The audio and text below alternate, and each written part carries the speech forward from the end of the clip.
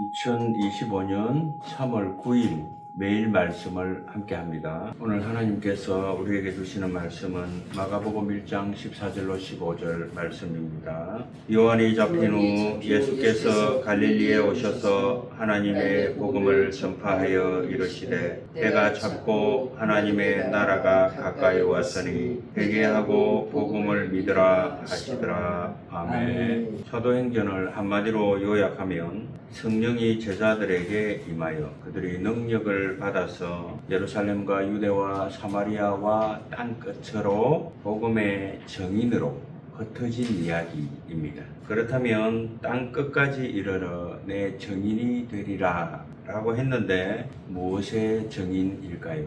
나의 증인이라고 했죠. 구체적인 내용은 내 부활의 증인입니다. 사도행전 1장 22절, 2장 32절, 3장 15절, 4장 33절, 5장 32절 등의 증인 또는 증거라는 말이 한 장에 한 번씩 나옵니다. 한번 쭉 읽어보겠습니다.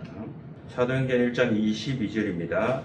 항상 우리와 함께 다니던 사람 중에 하나를 세워 우리와 더불어 예수께서 부활하심을 증언할 사람이 되게 하여야 하리라 하거늘. 아멘. 사도행전 2장 32절입니다. 이 예수를 하나님이 살리신지라 우리가 다 이 일의 증인이로다. 아멘. 사도행전 3장 15절입니다. 생명의 주를 죽였도다. 그러나 하나님이 죽은 자 가운데서 그를 살리셨으니 우리가 이 일의 증인이라. 아멘. 사도행전 4장 33절입니다. 사도들이 큰 권능으로 주 예수의 부활을 증언하니 우리가 큰 은혜를 받아. 아멘. 사도행전 5장 32절입니다. 우리는 이 일의 증인이요 하나님이 자기에게 순종하는 사람들에게 주신 성령도 그러하니라 하더라. 아멘.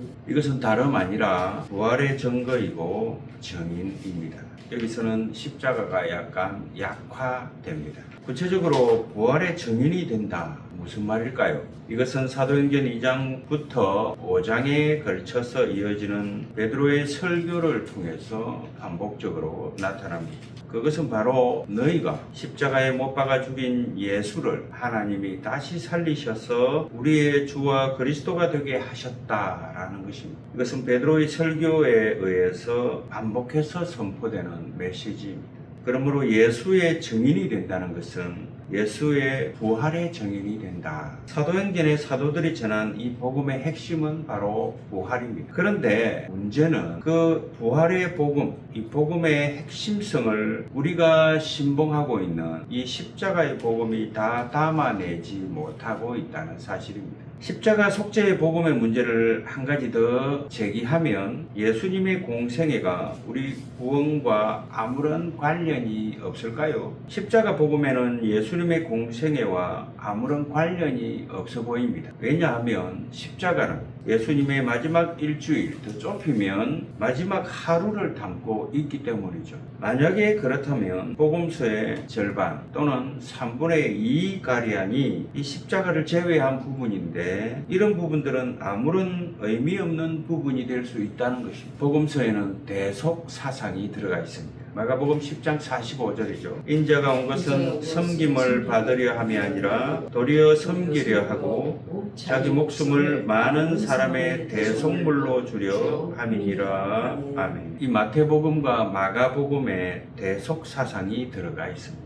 누가복음에는 대속이 있느냐 없느냐가 신학자들 사이의 논란입니다. 대속이란 죄의 형벌을 누가 대신 치러서 없애주는 것, 속죄입니다. 그런데 공관복음이 순환사화를 전개하는 방식을 보면 이 대속이 순환사화의 핵심이 아니라는 것입니다. 예를 들면 마가복음 11장부터 16장에 보면 예수님의 순환사건이 계속해서 이어지는데 이 가운데 예수님께서 우리 죄를 대신 지고 죽으셨다라는 말이 암시적으로 얼마나 나올까요? 마가복음 10장 45절 외에는 별로 없습니다. 오히려 복음서 순환 사화의 관심은 누가 예수를 죽였느냐 또는 무엇이 예수를 죽음으로 몰고 갔느냐, 왜 예수님은 십자가를 질 수밖에 없었느냐 하는 내용입니다. 이런 것들을 설명하는데 대부분 할애되어 있다는 것이죠. 그런데 바로 이 내용들은 다 우리 구원과 관련이 없고 오직 마지막에 나오는 이 십자가의 죽음과 부활만 구원의 복음과 관련이 되어 있다는 것입니다. 그러므로서 이 바울의 십자가 속죄의 복음, 이 이신칭의의 복음은 사복음서를 주변으로 밀어내는 것입니다. 이런 현상이 개신교 역사 속에 계속 잠복되어 왔습니다. 그렇다면 십자가 복음이 성경 전체를 대변한다고 말할 수 있을까요? 십자가 복음이 성경에서 말하는 복음 그 자체 또는 복음의 전부입니까? 혹시 우리는 복음이 아닌 것을 복음으로 믿고 있지 않을까요? 조금 더 우리의 믿음과 우리의 신앙을 발전시키기 위한 극단적인 질문을 제가 던졌습니다. 혹시 우리는 복음의 일부인 것을 복음의 전체로 믿고 있는 것은 아닐까 하는 것이죠. 우리가 이해하고 있는 또는 약간 왜곡된 의미로서의 십자가 속죄의 복음, 이것은 복음의 핵심이긴 하지만 일부라는 것입니다. 매우 중요한 내용인 것은 확실하지만 복음의 일부이지 전부가 아니라는 거죠. 그리고 부활도 빠져 있습니다. 우리가 믿고 있는 십자가 복음은 십자가로 충분합니다. 왜냐하면 이 십자가 복음이 성경의 복음의 내용을 전부 다 담아내지 못하고 일부만 십자가만 담아내고 있기 때문이죠. 그러면 온전한 복음이 뭘까요? 복음이 뭔지 그 정의를 내리고 있는 구절을 찾아보겠습니다. 복음이 무엇인가 하는 목적으로 성경을 한번 읽어보자는 거죠. 그리고 한국 교회 위기의 원인이 어디에 있을까라는 질문과 보태서 이 복음의 문제를 더 깊이 생각해 보기를 바랍니다. 성경은 복음을 뭐라고 정의하고 있습니까? 복음에 대해 알아보려면 가장 먼저 던져야 되는 질문입니다. 복음의 정의로 가장 먼저 볼 성경이 마가복음 1장 14절로 15절입니다. 요한이 잡힌 후 예수께서 갈릴리에 오셔서 하나님의 복음을 전파하여 이르시되 때가 찼고 하나님의 나라가 가까이 왔으니 회개하고 복음을 믿으라 하시더라. 아멘. 14절에 복음이 나오고 그 내용이 15절에 이르시되 이후로 나옵니다. 복음의 내용이 뭡니까? 때가 찼고 하나님 나라가 가까이 왔으니 회개하고 복음을 믿으라 라는 거죠. 이 때가 찼다 라는 말은 하나님 나라가 도래할 때가 왔다는 것이고 하나님 나라가 가까이 왔다 부터가 진짜 복음입니다. 이 구절은 마가복음에 처음 나오는 것이 아니고 이미 구약 성경에 예고되어 있습니다. 이사야 52장 7절입니다. 좋은 소식을 전하며 평화를 공포하며 복된 좋은 소식을 가져오며 구원을 공포하며 시온을 향하여 이르기를 내 하나님이 통치하신다 하는 자의 산을 넘는 발이 어찌 그리 아름다운가. 아멘. 이사야 40장 9절입니다. 아름다운 소식을 시온에 전하는 자여 너는 높은 산에 오르라. 아름다운 소식을 예루살렘에 전하는 자여 너는 힘써 소리를 높이라. 두려워하지 말고 소리를 높여 유다의 성읍들에게 이르기를 너희의 하나님을 보라 하라. 아멘. 이 구절을 벌써 70인역에서 유앙겔리조마이 이렇게 번역합니다. 복음이죠. 이 복음의 동사형이 바로 유앙겔리조마이인데 명사형은 유앙겔리온이죠. 이게 구약에 벌써 나와 있습니다. 하나님이 다스리신다. 하나님의 나라. 이게 복음의 내용입니다. 하나님의 나라가 왜 복음입니까? 이사야 당시에 이스라엘 사람들은 바벨론에 포로로 잡혀가 있었고 이사야 40장 또 52장이 제2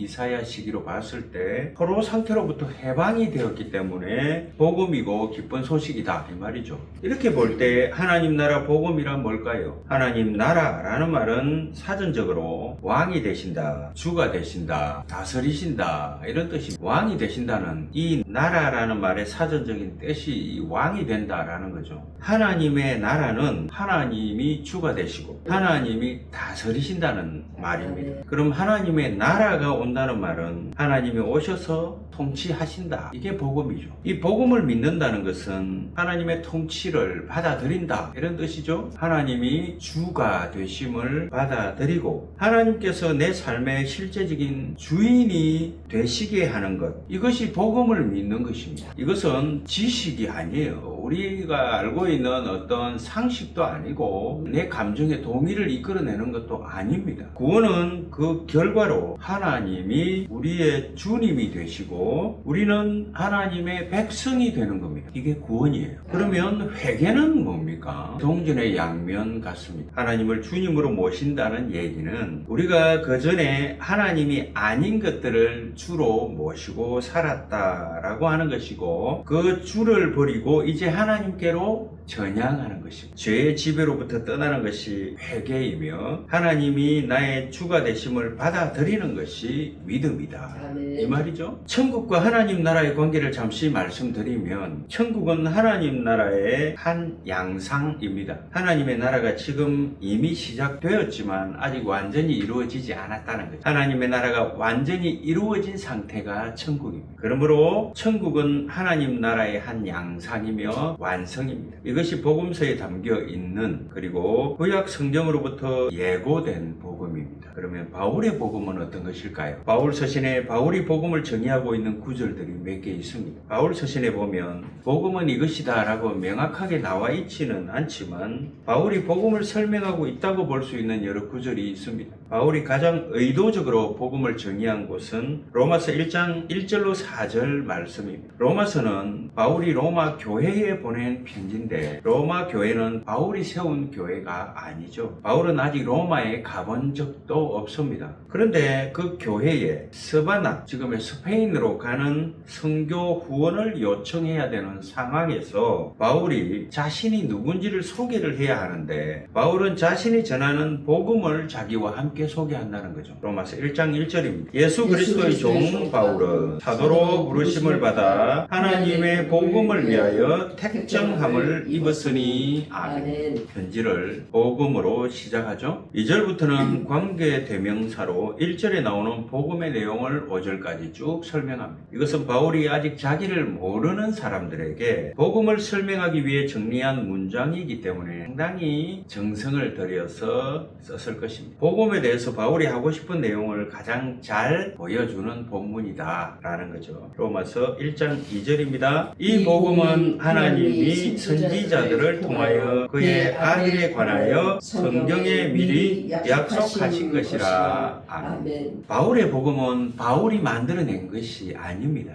예수의 복음을 변질시키고 왜곡시키고 혹은 그리스의 무슨 종교의 어떤 모티브를 받아들여서 바울이 새로 고하는 것이 아니고 자신이 전하는 복음은 하나님이 선지자들을 통하여 미리 약속하신 것이고 이미 구약 성경에서부터 예고된 것이다 고 말씀하죠. 구약 성경에서 복음이 어떻게 예고되고 있는지 우리가 앞서 이사야서 52장과 40장에서 그 제2 이사야라고 하는 시기의 말씀을 통해 살펴봤죠. 구약 성경에서부터 이 예고된 복음은 하나님 나라의 복음입니다. 바울은 로마서를 시작하면서 내가 전하는 복음은 하나님 나라의 복음이다를 예고하는 거죠. 약속하신 것이라. 이 약속하셨다는 말은 하나님과 이스라엘 백성의 언약 관계를 암시한다고 말할 수 있습니다.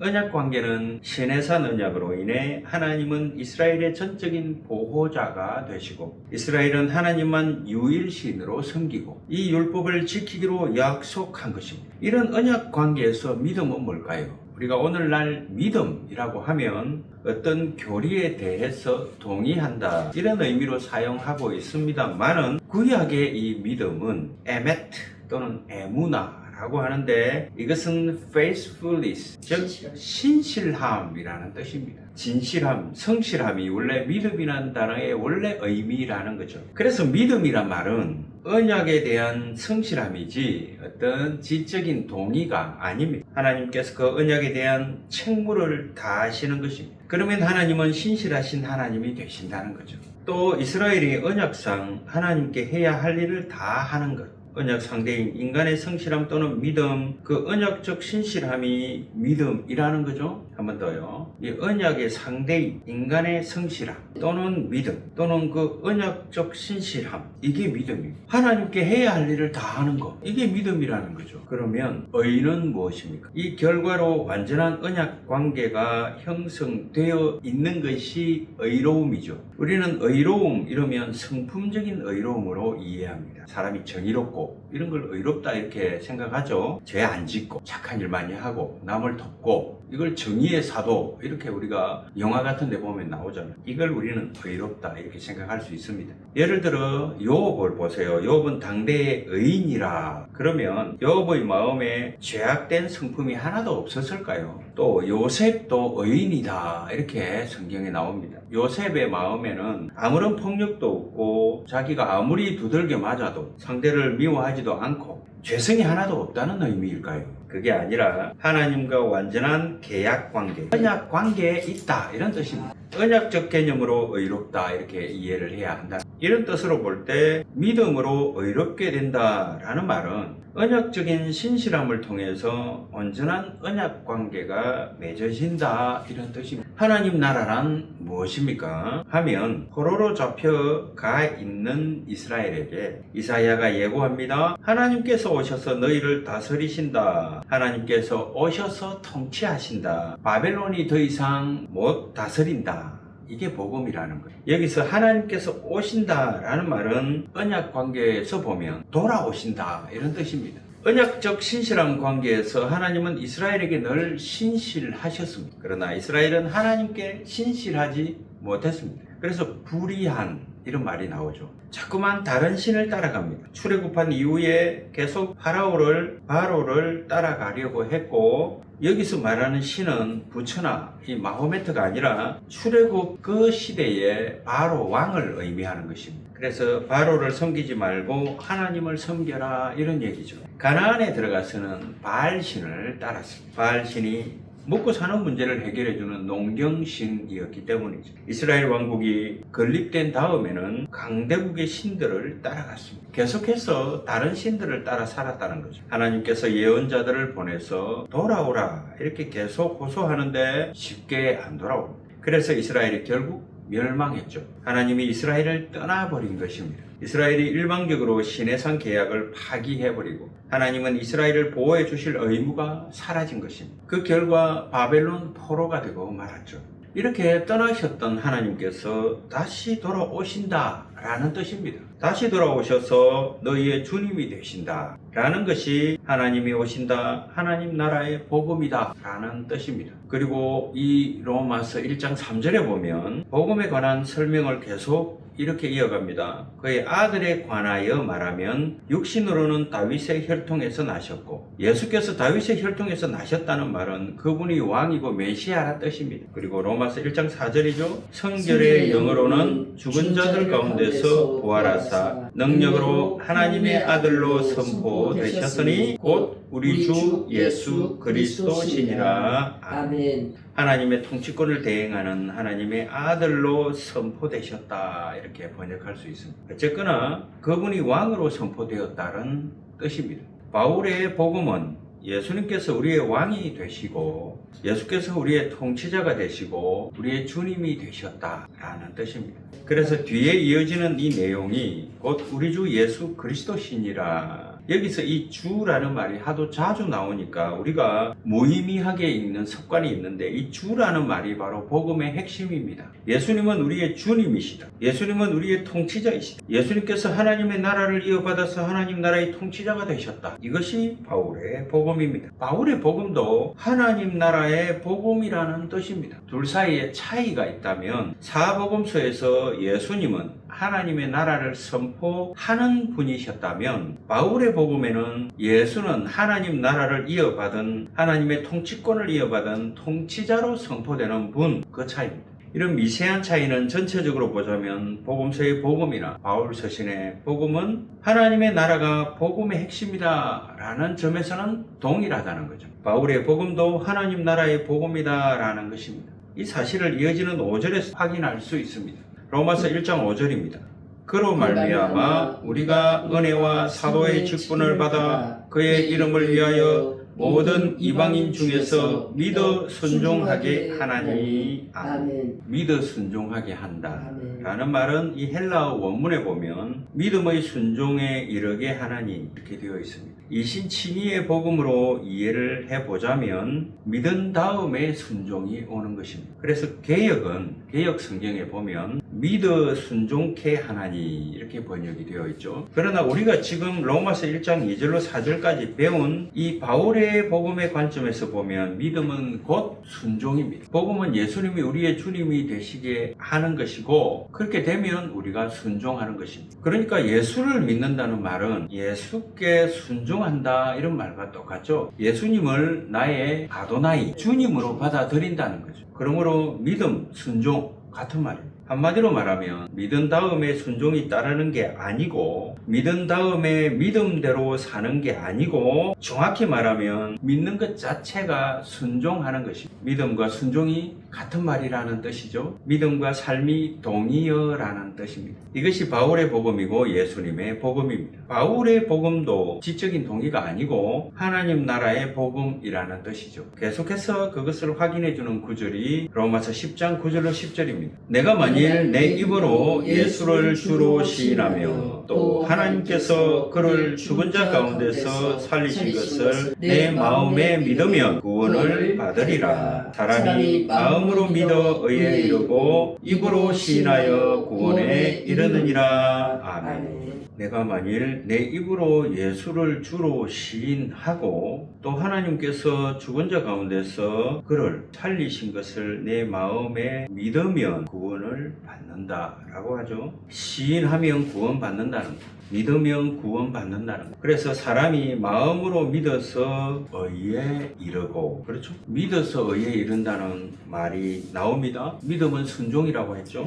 그래서 의롭다라는 말은 뭡니까? 결국 순종 잘하는 사람이 의로운 사람이다 라는 거죠. 시인하여 구원에 이른다 라는 말은, 입으로 시인한다는 말은 무슨 뜻일까요? 책임진다는 뜻입니다. 그래서 우리의 구원은 반드시 책임이 따른다는 거죠. 누가 책임집니까? 하나님이 책임진다는 겁니다. 우리가 입으로 시인하여 구원의 완성에 대한 우리의 책임이 우리의 삶에 입혀질 때 하나님이 책임진다는 거예요. 완벽한 하나님 복음입니다. 바울의 복음도 결국은 하나님 나라의 복음, 이사야서에서 말하는 그 유앙겔리온의 유앙겔리조마이와 같은 그런 똑같은 복음이라는. 할렐루야. 하나님 감사합니다. 오늘 주님께서 우리에게 귀한 이 하나님 나라의 복음, 또 바울의 복음이 결국은 이사야서에 나오는 바벨론 포로로부터 해방되어 의로운 백성으로 하나님 나라와 하나님과 언약 관계로 맺어지는 그런 의로운 관계로 이어지는 그런 하나님 나라가 선포되는,